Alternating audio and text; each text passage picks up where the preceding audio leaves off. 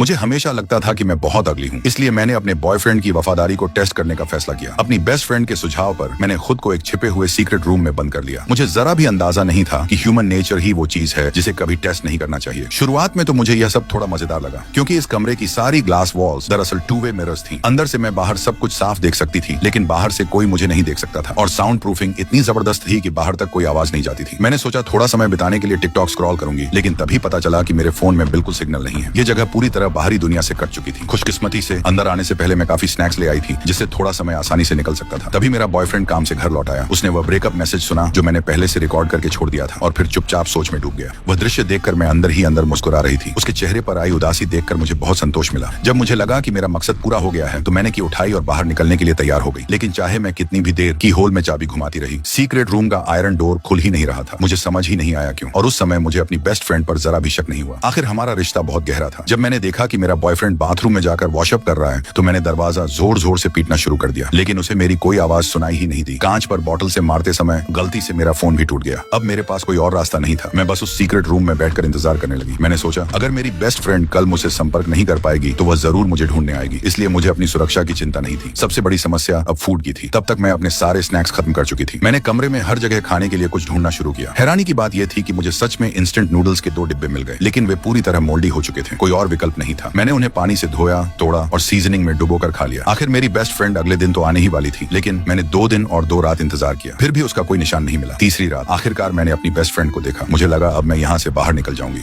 लेकिन अगले ही पल मेरे मन में अचानक एक खौफनाक सवाल उठा। मेरी बेस्ट फ्रेंड आधी रात को मेरे घर क्यों आई है?